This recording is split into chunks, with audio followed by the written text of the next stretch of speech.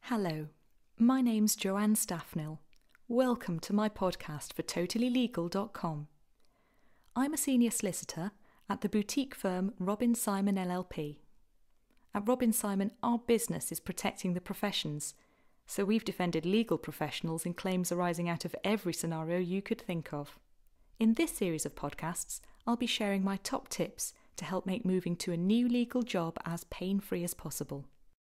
Okay, so you've dusted off your CV and you're on the hunt for bigger and better things. Well done you.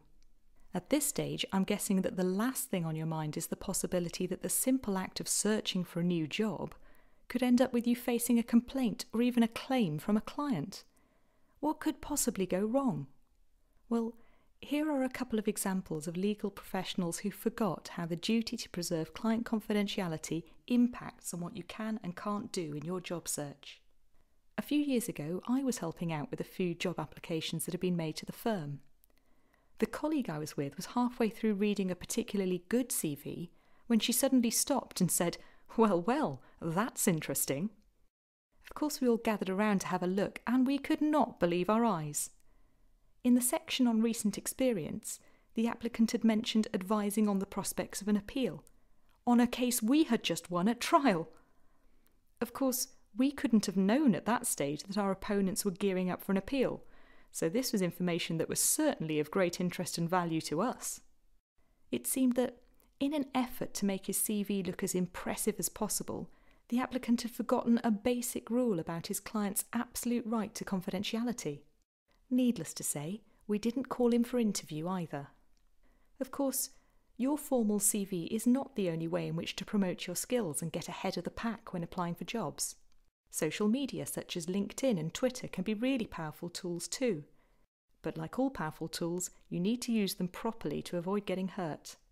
There's lots of legal professionals out there with a real enthusiasm to develop their personal brand and sell themselves to prospective employers by writing about their experience. And that's great and should definitely not be discouraged. But it does go hand in hand with the temptation to publish material without seeking guidance from anyone.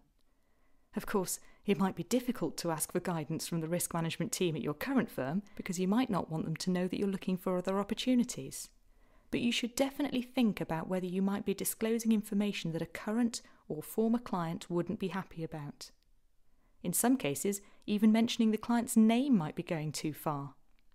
It is true that legal professionals have always had to tread a fine line between protecting client confidentiality and promoting themselves.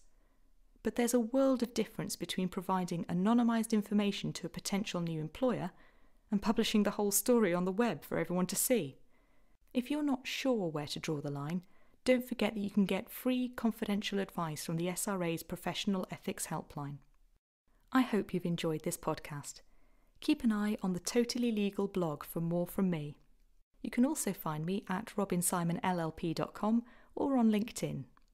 I wish you all the best for a successful and risk-free job search. This brief summary should not be applied to any particular set of facts without seeking legal advice. The copyright and the content belongs to Robin Simon LLP, which is registered in England and regulated by the Solicitors Regulation Authority. This podcast was recorded at Alaska Studios, London.